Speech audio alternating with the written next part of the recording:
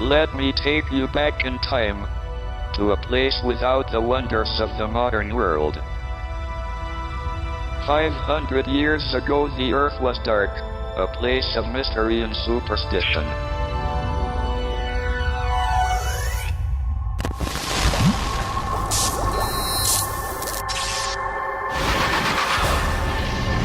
But then science changed everything.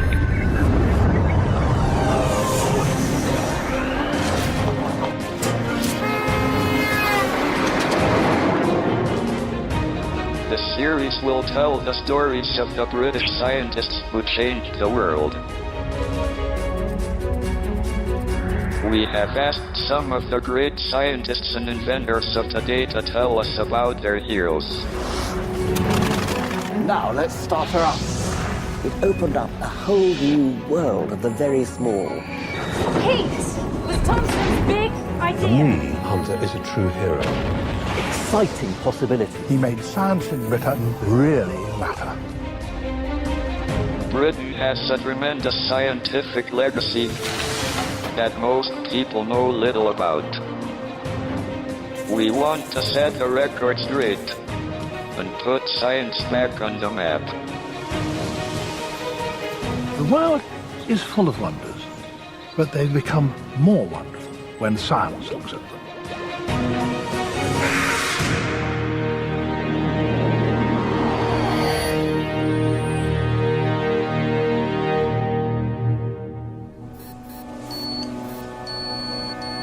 Our story began with a handful of young men who gazed up at the sky and discovered the underlying laws of the universe. The generation which followed was just as extraordinary. Recorded here together in this group portrait, a crowded room full of brilliant minds. We want to tell you about 6 of them. Each of us has our favorites, from the son of a boat builder to the richest man in England, from a country doctor to a charismatic adventurer. At a time when there was no electric light, disease killed countless thousands, and most people knew little of the world beyond Britain's borders. These 6 men would use science to save lives, generate power, and allow man to fly for the first time. Between them they would transform the world and take science from the abstract to the practical.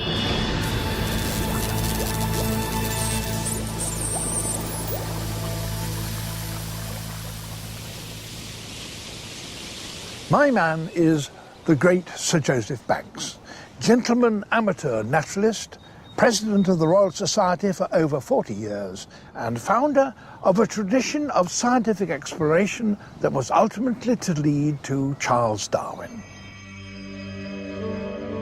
Here he is in the engraving as an old man, right at the heart of the scientific world. Lauded in his own time, today he's little remembered. To me, he's an unsung hero, the founding father of a tradition of scientific expeditions which would have a massive impact on both Britain and the world.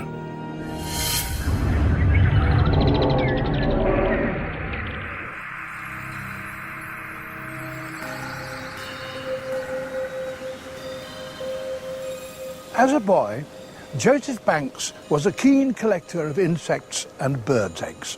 But the story goes that he found his true vocation one afternoon when he was 15, and he went for a swim in the Thames near Eton. And as he got out, he was suddenly overwhelmed by the beauty of the wildflowers on the bank. He determined there and then he would become a botanist. And he was in the fortunate position to have the money to pursue his dream. When Banks went up to Oxford, he employed a tutor from Cambridge specially to teach him botany. This display of initiative and confidence, no doubt helped by breeding and wealth, was to characterise Banks's approach to learning and getting things done. After his father's death, the young Joseph Banks inherited several estates and a vast fortune. And what he did with it was quite extraordinary.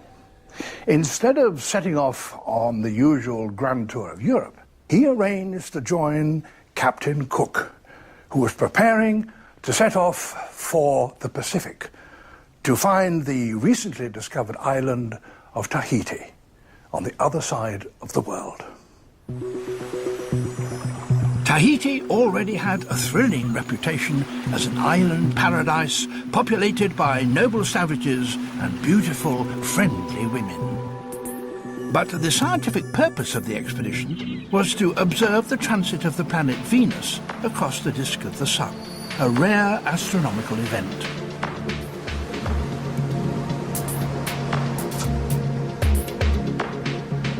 The measurement would help calculate the distance between the Earth and the Sun, and that would help in calculating longitude, essential for accurate navigation and in turn for the extension of British sea power. For Banks, it was a wonderful opportunity to discover just how varied animals and plants were outside Europe. By the mid-18th century, Britain's horizons had changed. She had colonies and trading posts in America, Africa, and India. This fueled an intense desire to explore, collect, and classify the wonders of the world, from shells to beetles and flowers to fossils. So Banks's imminent voyage was causing great excitement in the salons. He was already well connected and well known. Now he was going where few men had gone before, and who could tell what he might find there. He insisted on taking with him 8 companions and 2 greyhounds. But Captain Cook's ship, the Endeavour, was only 100 feet long, and it was already overcrowded. It had a crew of 85, astronomers together with their equipment, stores for 18 months at sea, a goat, and the ship's cat. Navy rules allowed each sailor only 14 inches of hammock space. Captain Cook's great cabin was only 12 feet square, but he would have to share it with Banks and 2 of his entourage, their scientific equipment, as well as all the specimens of fish, mammals, birds and plants that they would collect along the way. Uncomfortable, yes, but also extremely dangerous. As Dr. Johnson put it, a ship is like a jail with the added risk of being drowned. But apart from shipwreck, there was also the danger from scurvy and other diseases, and fatal encounters with natives in unknown savage lands. And indeed, of Banks's party of 8, only 3 would return alive. The Endeavour set sail from Plymouth on the 25th of August 1768, bound for the South Pacific and immortality. It would be 3 years before Banks saw England again, and he would come back with a huge booty of new specimens. These would capture the attention of the public and the king, and help Banks take science from the interest of the privileged few to an activity at the heart of the nation's pride and success.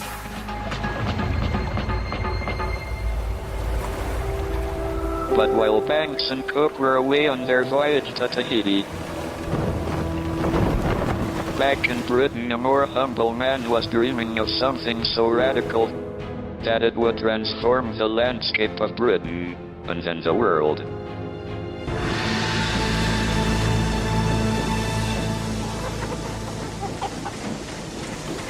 This elegant launch can go upstream or downstream irrespective of the wind. It's powered by a small steam engine. For the whole of human history, man's only source of power was muscle, wind and water.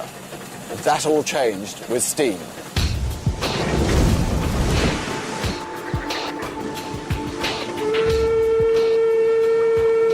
The man who discovered how to power the world was not a rich Etonian gentleman like Joseph Banks, but the son of a Scottish craftsman. His name was James Watt, and his steam engine was to drive the Industrial Revolution.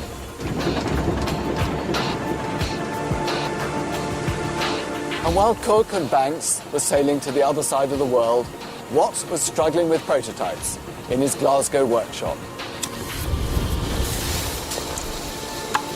I spent 5 years building 5,127 prototypes, so I know how he felt.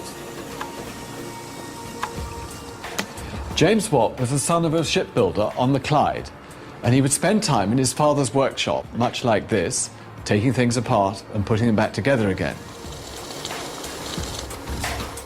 As an inventor, you always hope for the eureka moment. But the truth is often far more prosaic. And so it was with Watt's discovery. The story goes that he was inspired by watching the lid lifting on a boiling kettle. In fact, his interest in the power of steam began when he was asked to mend a broken model of an already existing steam engine. In 1764, a broken Newcomen engine arrived in Watt's workshop. There were dozens in existence, used for pumping water out of mines. But they were inefficient and expensive to run. This waste of energy began to obsess Watt. He couldn't believe there wasn't a more efficient and much cheaper way of doing things. Then it suddenly occurred to him what was wrong. Steam was injected into the cylinder and then condensed with cooling water to make a vacuum to pull down the piston. To get steam back into the system, the whole thing had to be heated up all over again. The answer was to cool and condense the steam in a separate chamber, outside the main cylinder, instead of inside it. This would speed the cycle up, as well as saving energy. This was James Watt's great idea. That was a breakthrough because it meant that you wouldn't have to heat and cool the cylinder and the piston with every stroke. That would be a wonderful saving of energy and allow the engine to be 3 times more efficient than the Newcomen engine. Fired with enthusiasm, James Watt rushed back into his workshop. Within a few days, he had got the system working. But although it was a moment of genius, it would be 10 years before he had a full-size working steam engine.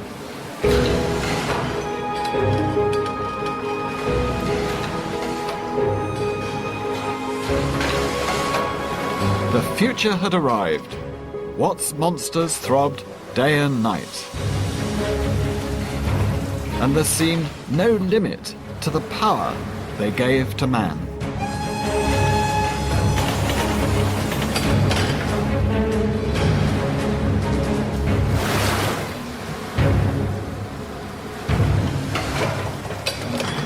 And here it is, a James Watt steam engine. Over here, we have the big counterbalance weight of 16 tons, and the pump can lift 3/4 of a ton of water up to 200 feet. And here's the piston going down into the huge cylinder.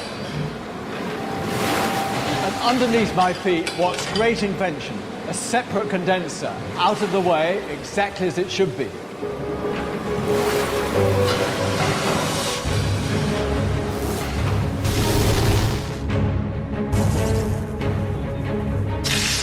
James Watt's invention changed the world. He gave almost unlimited power for mines, for factories, for transport, and even the power to make electricity. He made the future and our present.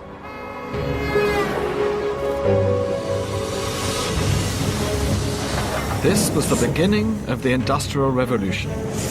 Britain was the first nation to industrialize. Watt himself made a fortune, setting up factories, taking out patents, devising new and ever more impressive machinery to harness the power of steam. Where Britain went, the world followed, and the modern economy was born.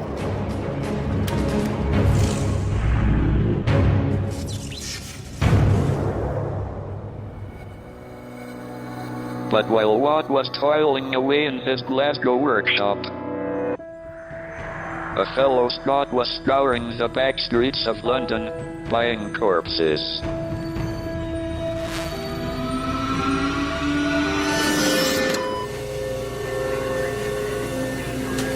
Modern surgery may seem miraculous, but in fact it's the result of centuries of research into the human body and how it works. and the roots of modern surgery can be found in the stinking streets and stools of 18th century London. Then, medicine was a horror show. But in the entrails of the dead, one man was seeking the truth. His name was John Hunter. And here he is, in a painting by Joshua Reynolds in the Royal College of Surgeons. There's the intense look on his face, this obsessive workaholic surrounded by all the wonderful objects in biology which so fascinated him. But Hunter's interest in the wonders of nature was tied to his determination to discover how the body really worked, and so how to operate on it. An 18th century surgeon was more butcher than scientist. Cut and cauterize were the basic techniques, and speed was essential because there were no anesthetics. A good surgeon with instruments like this could take off a leg in 15 seconds flat. And if the patient didn't die of shock, there was always the severe risk of infection. The problem, of course, was ignorance. Nobody really knew how the body worked. So what the surgeon did was to cut and hope for the best.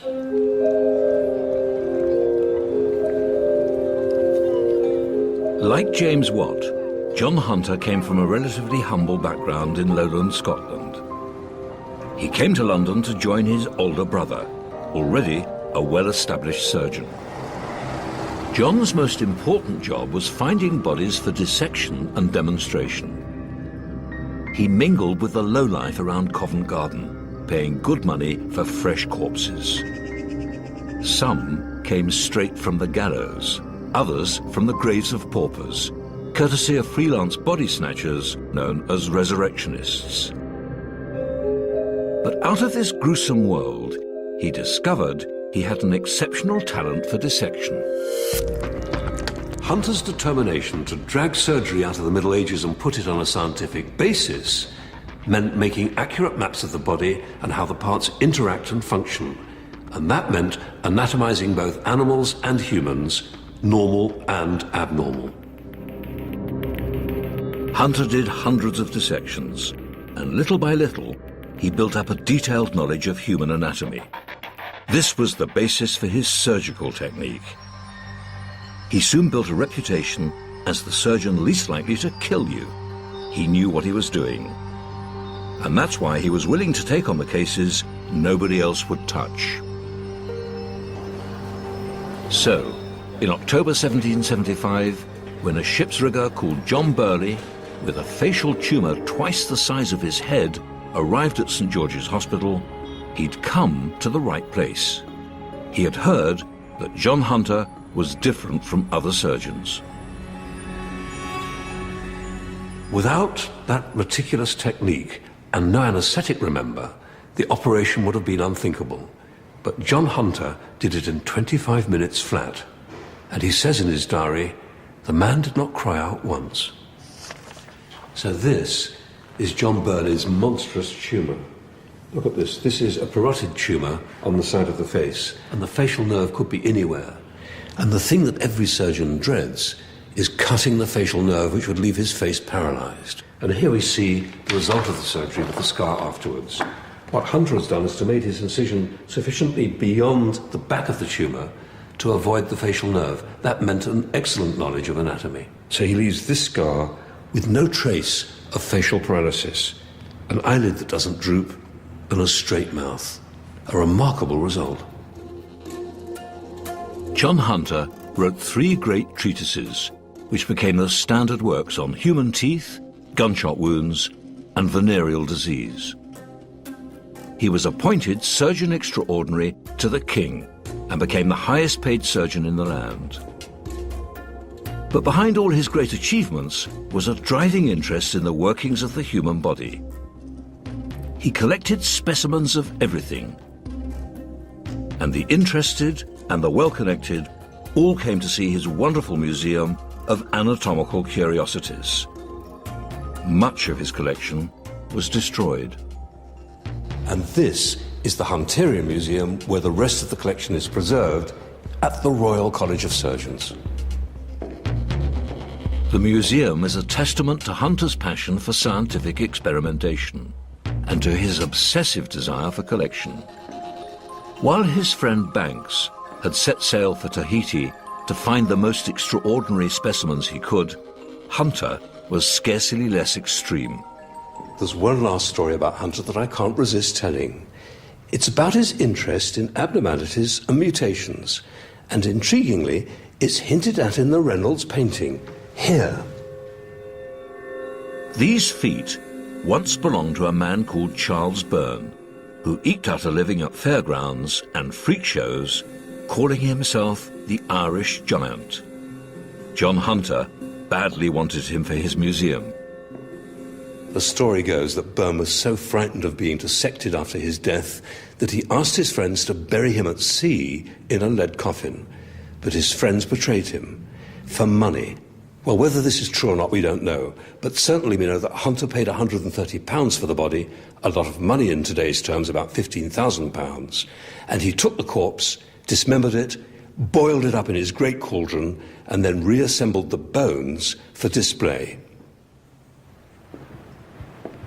And here he is, Charles Byrne, the Irish Giant. Died at the age of 22. He had acromegaly, a tumour of the pituitary gland, so much growth hormone that he grew so large, so young, and died in consequence. But for me, John Hunter is a true hero because he informed so much of what we do. Even my own research has been influenced directly by him. His real legacy is not his marvellous museum, but the scientific rigour he passed down through generations of surgeons. Meticulous technique based on detailed anatomical understanding. He helped take surgery from butchery to science, a skilled profession based on real knowledge. Hunter was the founding father of modern surgery.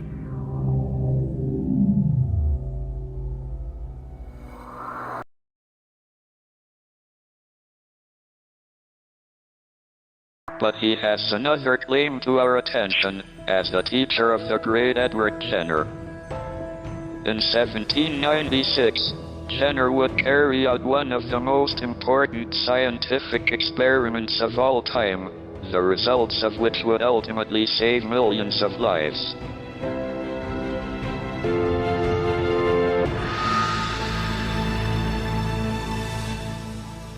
Edward Jenner was a country doctor who lived in the Gloucestershire town of Berkeley. I think he was probably rather a good doctor, but more important, he was a very good scientist, a good observer, a good experimenter, and the idea that he came up with could be said to have saved more lives than any other in medical history. Jenner was interested in everything: natural history, animal behavior, physics. But his interests in these areas are footnotes to his most important experiment.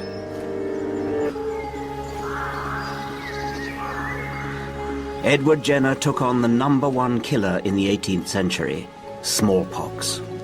It killed millions, and if it didn't kill you, it could still hideously disfigure you. It was something truly horrible.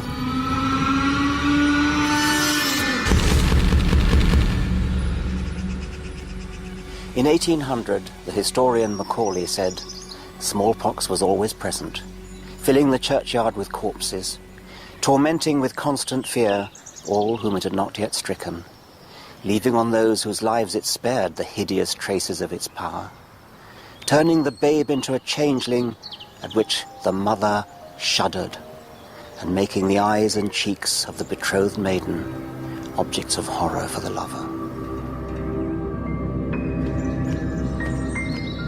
Before Jenner came along, it was widely known that people who'd had smallpox would never get smallpox again. From quite ancient times, the practice of variolation, as it later became called, was done. That meant infecting people deliberately with smallpox in a way that was hoped, and with some justification, would not give them full-blown smallpox, but would give them an attenuated form. But this was a very risky practice. Jenner thought a safer alternative might be found in the fields and farms around his surgery. It was widely believed that milkmaids had beautiful skin, and the reason people believed that was that they didn't get smallpox. Could it be that milkmaids were protected from smallpox by catching cowpox? This was the theory that Jenner wanted to investigate.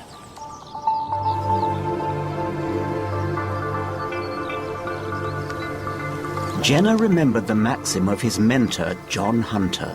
Don't think, try the experiment. And in April 1796, that's exactly what Jenner did. A girl called Sarah Nelms caught cowpox from a cow called Blossom that she was looking after. Jenner immediately swung into action. He took pus from Sarah's pustules and deliberately infected a boy called James Phipps, an 8-year-old boy who was the son of his gardener, with cowpox that he got from Sarah. Then, this was the daring part of the experiment, which would never get past an ethics committee nowadays, he deliberately infected James with smallpox. James didn't get smallpox. This was the key result. Jenner had demonstrated the possibility of vaccination. The story of Jenner and the milkmaid and the gardener's son is become a kind of iconic story in medical history. It's one of these stories which we like to hear, we like to tell. It kind of conveys the idea in a single vivid moment in history.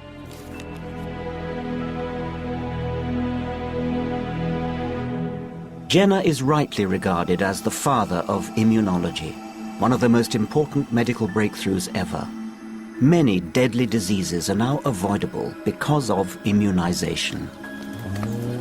And as for smallpox itself, this is one of the great triumphs of medical science.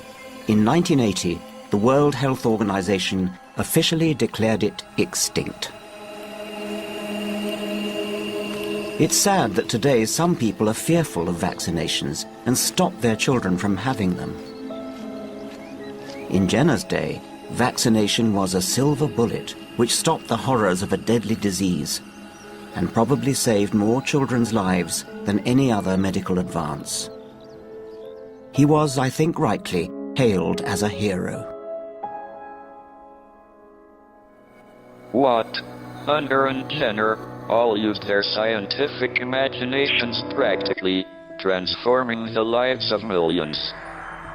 But for me, one of the greatest scientists of the 18th century was a man who had no more thought for the purpose of what he did than a butterfly. Henry Cavendish was the richest man in England and one of the most brilliant minds since Newton. The 18th century was a time of tremendous enthusiasm for science. Inspiration was being found not in the cloisters of universities but out on the high seas. In a Glasgow workshop, on the sordid back streets of London, and in the grandest houses in the land. This is Chatsworth House, ancestral home to Henry Cavendish, one of the most brilliant, if strange, men of the 18th century. Henry Cavendish was a silent and solitary man, hugely eccentric and pathologically shy. I guess these days we'd say he was a perfect example of Asperger's syndrome. He even communicated with his servants by writing them notes. In his long career as a natural philosopher, Cavendish probed the secrets of nature with brilliant insights and meticulous experiments. But he wasn't interested in fame or acknowledgement, and often neglected to tell anyone about his discoveries, many of which remained unpublished until after his death. But there was something he did tell people about, his discovery in 1766 of one of the most important elements in the universe. Oh, you've already got your gas in there. You're going to pour the acid in? Oh, let's have a look. Cavendish found that if he dissolved zinc in sulfuric acid, Oh, there you go. he could generate a colourless gas and collect it over water. It should make a loud and squeaky pop. I like pops in chemistry. He called the new gas inflammable air. Cavendish had discovered hydrogen, the simplest of all the elements, and the fuel that powers the sun and the stars. In fact, 3/4 of all the atoms in the universe are hydrogen atoms. Cavendish filled a pig's bladder with his new gas and weighed it. He found that it was about 11 times lighter than ordinary air. Now, this suggested exciting possibilities.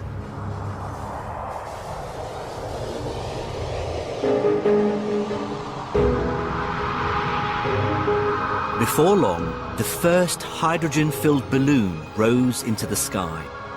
For the very first time, people could see the world from above. Soon they could cross the English Channel, then the ocean. His discovery continued to have an impact long after his death. One day, scientists would find out how hydrogen powers the universe and learn how to make a bomb.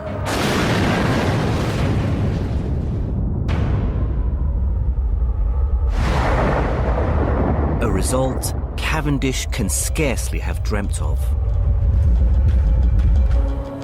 But I can't tell you the story of Cavendish without that of his friend Joseph Priestley. Priestley was his direct opposite. Radical, outgoing, eclectic in his interests and his passions. And it would take Priestley and Cavendish working together to crack the secret of one of the world's most common substances.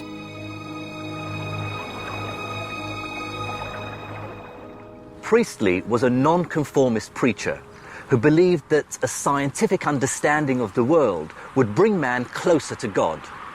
He made huge contributions to electricity and optics, but also to theology and philosophy. His ideas influenced utilitarianism and later socialism. But it was his politics that would get him into trouble. When his friends held a dinner party in 1791 to support the French Revolution, patriotic rioters destroyed his house, and Priestley had to flee England for America, never to return.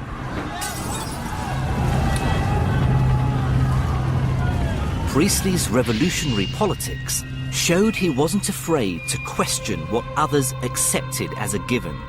This was the key to his scientific genius.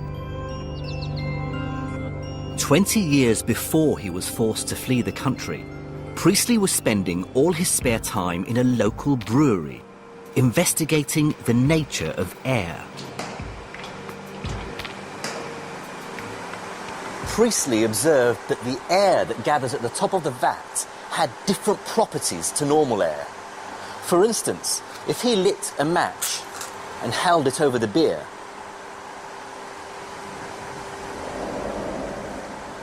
it went out. It's almost spooky because there's no breeze. Of course, what Priestley was observing was carbon dioxide, which forms when the yeast in the beer turns sugar into alcohol. He then studied whether this air was poisonous, and apparently he held various creatures in it. Butterflies and insects were fine, but a mouse had convulsions, and a frog lost consciousness. He later discovered that this air dissolves in water and made it taste good. He discovered soda water. Soon, drinking soda water became a craze that spread across Europe, and the recipe eventually fell into the hands of a German called Johann Schweppes. Cheers. Priestley himself never sought to make money from any of his discoveries, but his brilliance was noticed. Despite his revolutionary politics, without the patronage of the aristocracy, he might never have made his greatest discovery. The Earl of Shelburne heard about Priestley and hired him as a companion and tutor for his children. His wife had just died. Lord Shelburne was fascinated by science, and he gave Priestley a small room in his country home to use as a laboratory. So it was here in Bowood House in Wiltshire, over the next 7 years, that Priestley did his best work and made the discovery for which he is most famous. Priestley's own experiments had shown that a mouse in a sealed bell jar would soon use up whatever it was in the air that sustained life. But he discovered that if you put a mint plant into the jar, the mouse would revive. Somehow, the plant was processing the stale air and replacing it with fresh air. And it didn't have to be mint. Spinach worked even better. On Monday, August the 1st, 1774, in his lab at Bowood House, Priestley discovered what it was that the mouse needed and what the plants provided. It was in this very room that Priestley carried out his famous experiment. He heated some orange mercuric oxide powder in a glass tube. A colourless gas was given off. He was amazed to find it would reignite a glowing ember. A mouse, Priestley found, could live twice as long breathing this new kind of air as it could breathing ordinary air. He'd discovered oxygen, the secret of life. Priestley collected a large amount of it so that he could try breathing it for himself.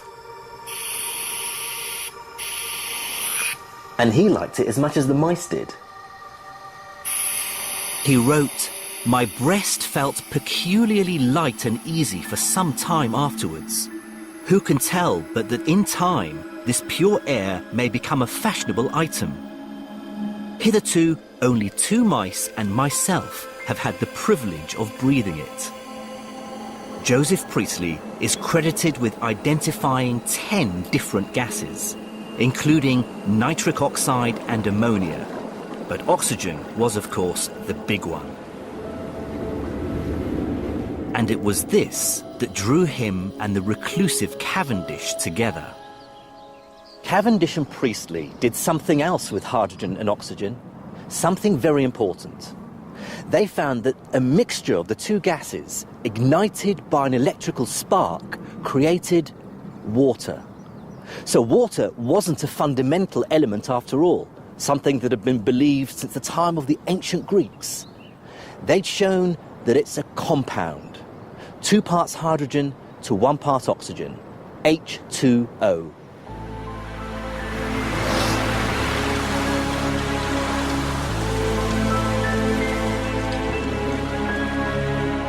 Together, Cavendish and Priestley laid the foundations of chemistry. Theirs was a pure science, the impact less obvious than the work of Bois or Jenner, and far less exciting to the public than the return of Captain Cook and Joseph Banks from their long voyage to the southern seas, bearing exotic specimens from an unknown world.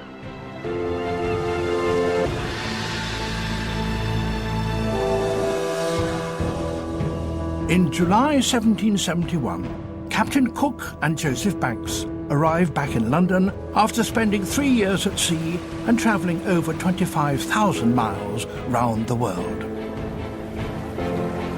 Several times their ship had been given up as lost, and almost half the crew had died of malaria and dysentery on the way home.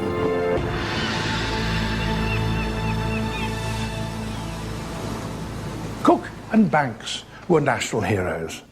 For surviving, yes, but also for the wonders and the stories that they brought back with them. They'd mapped New Zealand, and they'd claimed Eastern Australia for the Crown. They called it New South Wales. Banks was painted by Joshua Reynolds as a romantic hero. Young, handsome, charming, and full of travellers' tales, he was the man of the moment. Stories of erotic adventures in Tahiti only increased the admiration and wonder he inspired in London society. Banks and his friends had brought back with them a vast haul of mammals and birds, and reptiles, insects, sea creatures, ethological specimens, the like of which had never been seen in Britain or Europe before. Many of those actual specimens have now disappeared, but there are lots of drawings and paintings to show us some of the wonders that Banks and his friends encountered.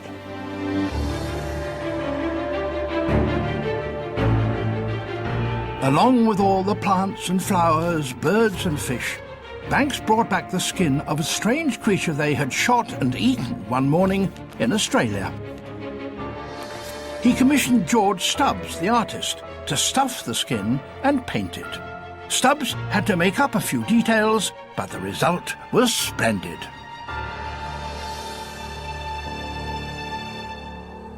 The kangaroo caught the public imagination, and soon Banks would thrill London with another exotic creature. Banks had wanted to bring back a Tahitian with him, thinking, in his own words, to keep him as a curiosity, as my neighbours do lions and tigers. And when Cook came back from his second voyage, he did indeed bring a Tahitian, a young man called Omai. Banks fitted out Omai and took him to meet the king. Omai greeted George III with the words, "How do, King Tosh?" and the king was delighted.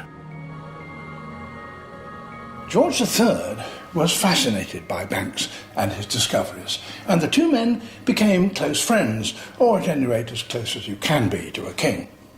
In consequence, the king put Banks in charge of one of his favourite projects, the botanical gardens at Kew.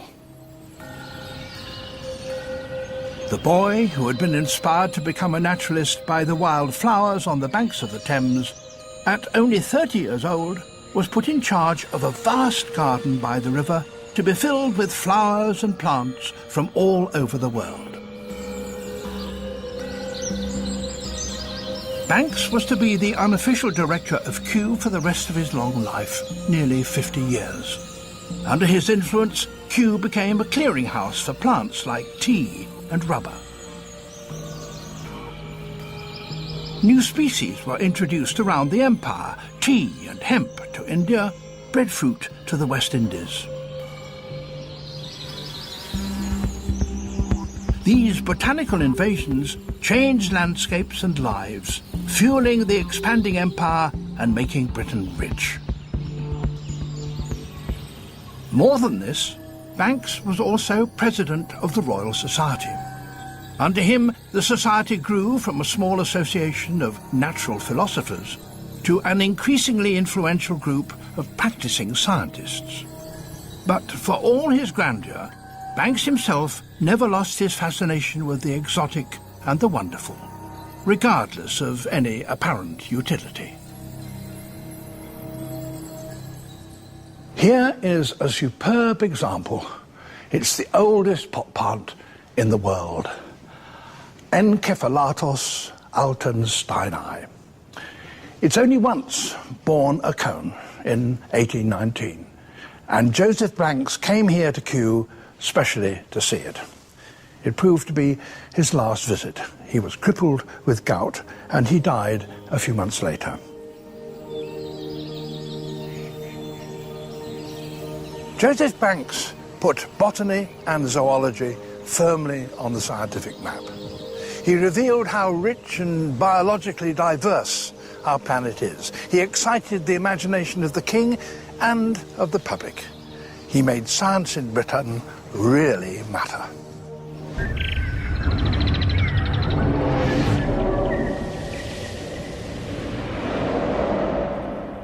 By Banks's death in 1820, science in Britain had come of age. The generation before them, Newton, Hooke and Halley, had turned their attention to the great puzzles of the universe.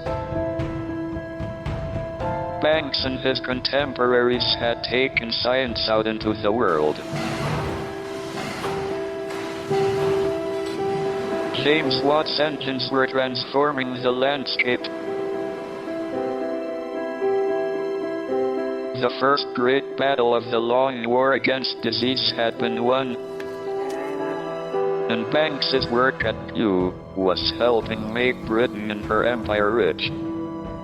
This engraving was commissioned for sale to the public in 1861, and it shows how much scientists themselves had changed. This was not just a few independent thinkers, but a whole roomful of men, publicly celebrated for fueling the powerhouse that was Victorian Britain. Like the generation before them, it was curiosity which drove them. Between them they had shown that science could explore the world and transform the way we understand the very air we breathe and the water we drink.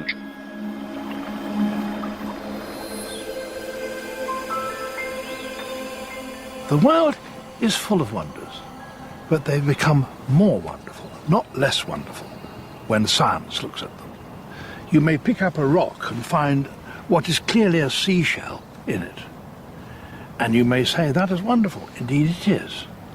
But it becomes more wonderful when you know that it is 150 million years old and was laid down at the bottom of the sea.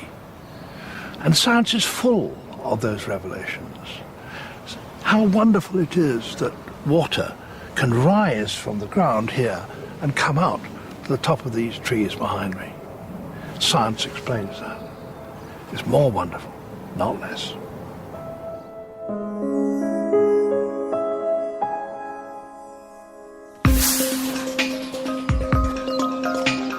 Next time, big ideas about energy, engineering, and evolution. The Victorians revolutionised communication, turn on the lights, and start building the world we live in today.